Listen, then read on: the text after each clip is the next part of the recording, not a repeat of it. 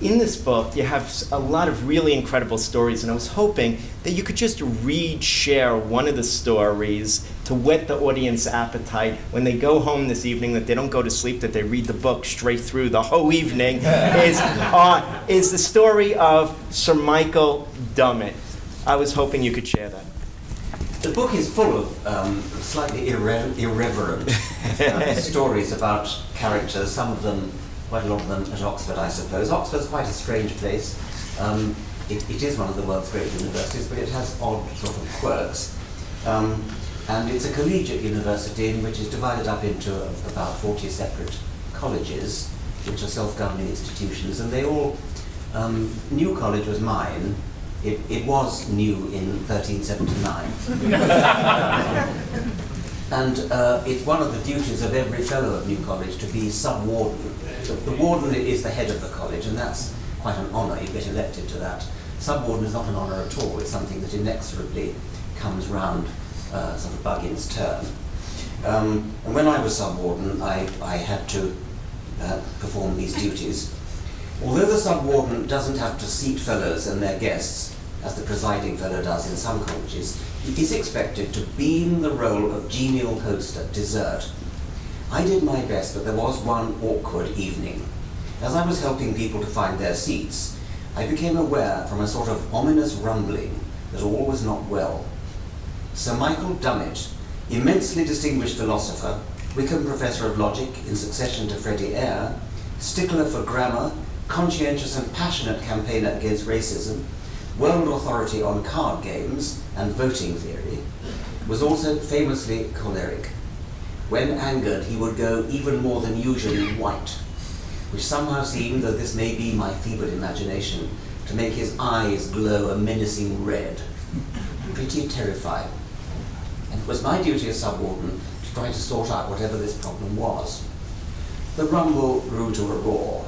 "I've never been so insulted in my life. You have the most atrocious manners. You obviously must be an Etonian." Some people know what an Etonian is. There's no reason why you should. Eton College is the most famous, expensive and exclusive boys' private school in Britain. And just about everybody in David Cameron's cabinet was an Etonian. The target of this damning sally was not me, thank goodness, but our quirkily brilliant classical historian, Robin Lane Fox. Robin was hopping with anxiety and bewildered apology. "But what have I done? What have I done?" I didn't immediately succeed in discovering what the problem was, but in my hostly role, I saw to it that the two of them were seated as far from each other as possible. I later learned the full story. It had begun at lunchtime that day.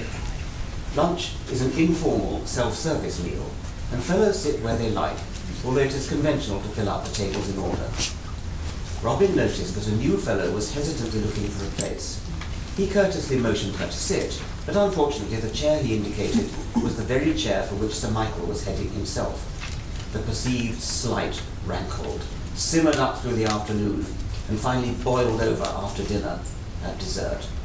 The story had a happier ending, as Robin told me when I asked him recently. A couple of days after that distressing incident, he was approached by Professor Dummett, who offered the most gracious apology, saying that there was absolutely nobody in the college whom he would less wish to insult than Robin. Thank goodness I was never the target of his ire, although I might have been vulnerable, as he was a devout Roman Catholic with the zeal of the convert. Not that it is at all relevant, Robin Lane Fox does happen to be an Etonian. World authority on Alexander the Great, an enthusiastic horseman, he agreed to advise Oliver Stone on filming the epic Alexander, on condition that he was allowed to appear as an extra leading the cavalry charge. And he did. It has been a privilege of my career to have been surrounded by such idiosyncratically unpredictable colleagues who would make even committee meetings entertaining.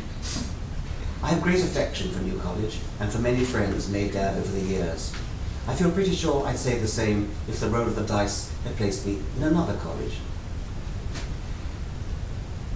Oxbridge colleges are famously hard to govern, as many an incoming head from the big world outside has discovered.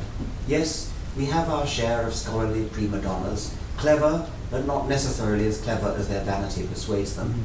And we have the reverse, a scholar so lacking in vanity as laughingly to tell at lunch a story like this against himself. I was telephoned by the student newspaper today.